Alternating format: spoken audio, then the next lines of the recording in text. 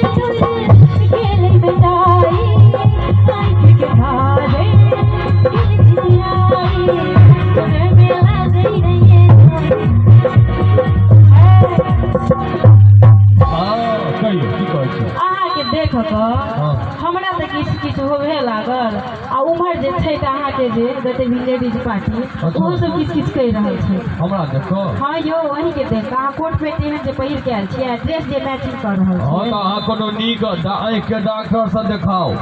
मोतिया हमरा कहै छियै मोतिया बीन देले अहाँ के हम कहू बाबू हमरा देख के अगर ककरो मोन में किछ होई छै हम कोन जोगरक लोग छियै यो तै दुआरे कहै छियै बाबू हमरा से तो हमर घरो वाली जहन तहन तमसाले रहे छै दोसर के त गपे छै यो उल बात नै छै। अच्छा ओ हम ही उल्टा बुझ गेलियै हम कहै छी कि आई बुझै छथिन निमुली तै दुआरे एना फरिया के अहाँ कहबै कि हमरा त भेल जे ओ वाला गप भाभी जी जे छै न घर में हां छै से त छै कहै छै कि खुद में आ गई नहीं जोड़ ये देख गोरी गोरी में आ गई नहीं जोड़ गोरी गोरी छोड़ू छोड़ू छोड़ू रे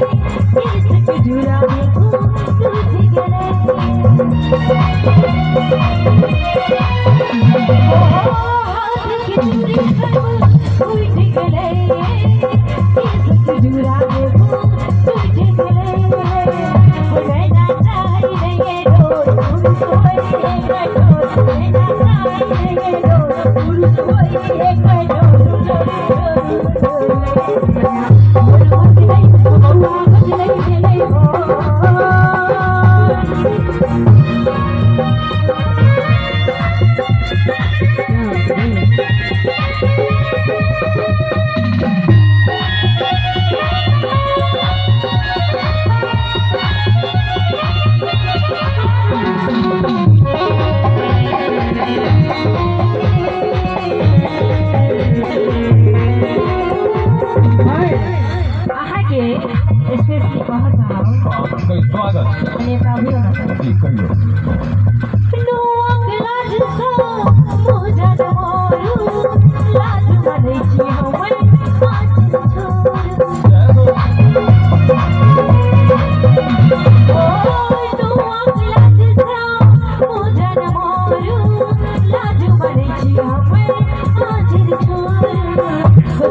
बोले एक बोल तेरा गई नहीं मोर साधु बोले एक बोल तेरा गई नहीं मोर जोरू जोरू बोल भगले बाप नहीं मेरे बोल देखे तो मेरे जोर जोरू जोरू बोल भगले